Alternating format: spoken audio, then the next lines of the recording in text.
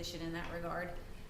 We had to make certifications to the federal government in order to obtain him, and I don't know that if they were going to require the same certifications from the defense, or that they go through a separate process. I did get it. I just, in terms of the enforceability or legal validity of it, the state really it takes no position. We did anticipate having him transported back at the end of this week.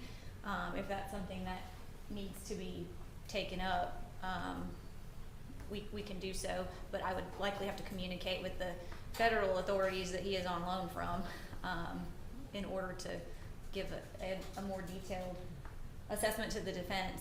I don't know how long the defense is requesting he be retained.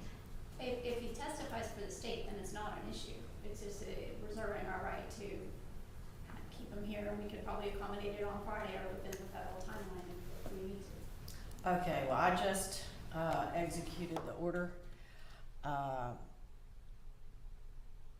whatever weight it may have with Mr. Spiller's custodians, and any other issues as far as how long he's held here with us, we can take up at the appropriate time.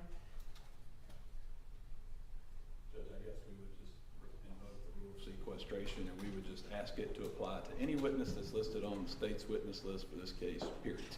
And any witness that the defense has identified as well as our witnesses. Just to cover anybody's basis for people watching things online. Did you want to respond to that, Ms. Cropper? Your Honor, we have instructed our witnesses about the rule of sequestration, and we will alert the court if we have any concerns in that regard. But. All right, well, I guess I don't believe there are any witnesses currently in the courtroom. No, Your Honor. But to the extent they may be, listening or otherwise at some point available. Obviously, the rule's been invoked.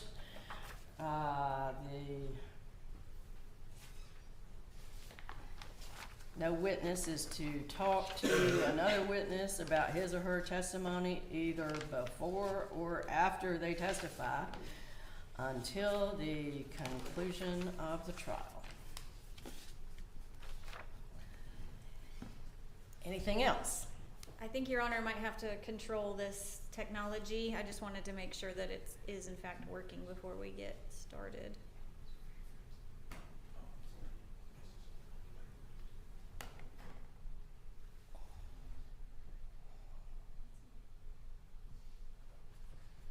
Yeah, I mean, obviously, I'm going to give them some pretrial instructions, and I just didn't want this to be a snag in the middle. I understand. It is on, it says. Okay, that one's working. This one. There we go. Oh, yep. Okay. It just takes a minute sometimes.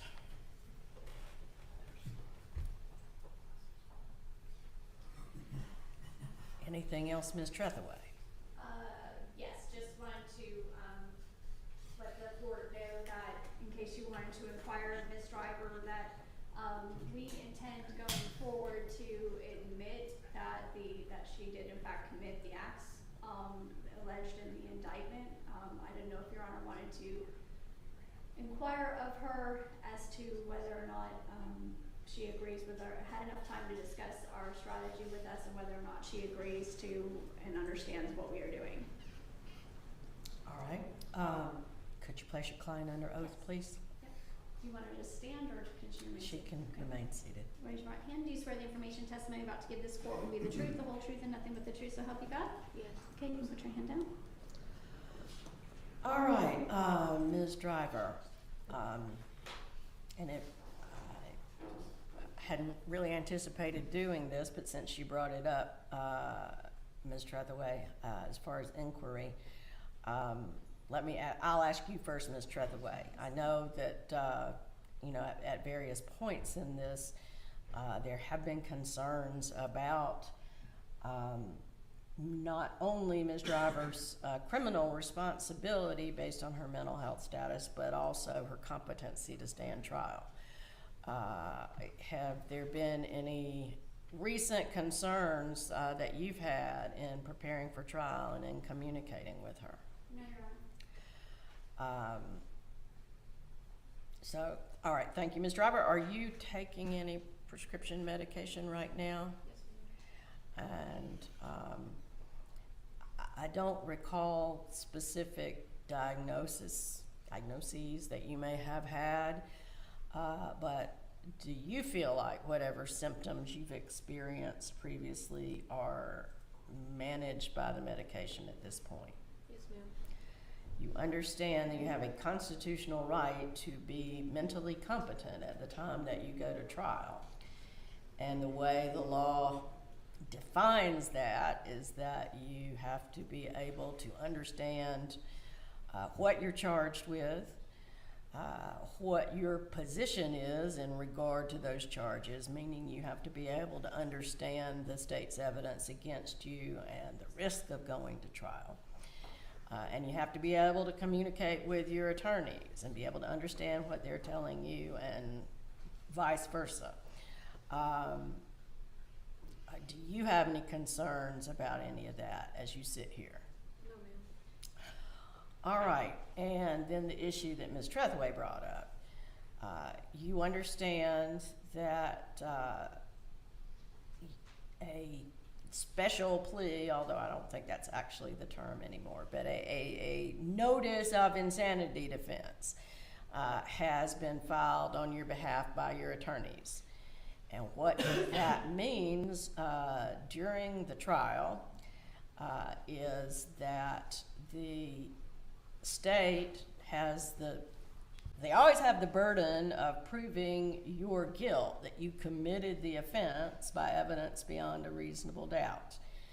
Now, the proof that you are not guilty by reason of insanity is something that is your burden, but the jury will be given a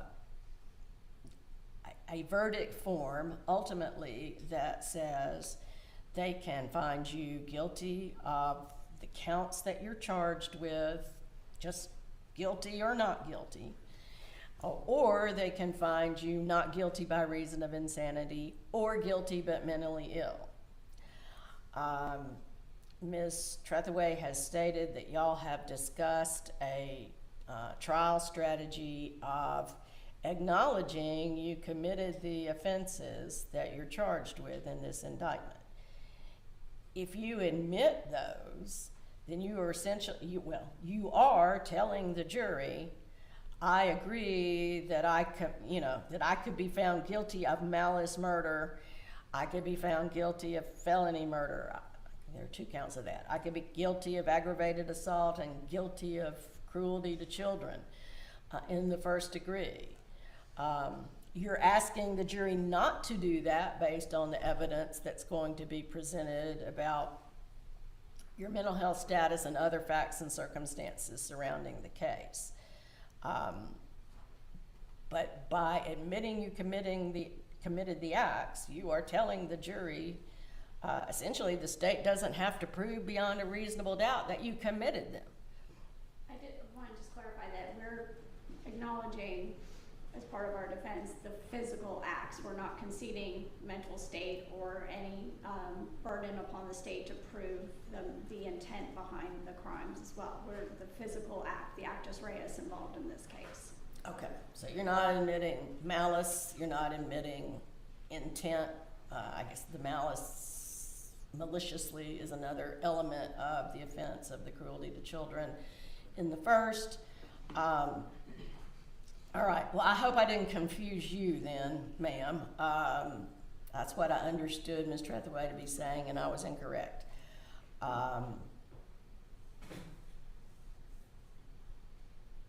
So to restate it then, if your lawyers on your behalf admit that you committed the acts that you are charged with, then you are admitting to a number of the elements of the crimes that the state has to prove beyond a reasonable doubt. You're not admitting to all of the elements, that is, you're not admitting to malice or intent, but you are, sort of taking off the state's checklist a number of elements that they would otherwise have to prove beyond a reasonable doubt. Do you understand that? Am I saying that in a way that makes sense to you? And if you have any questions, if I'm confusing you or not being clear, please let me know. And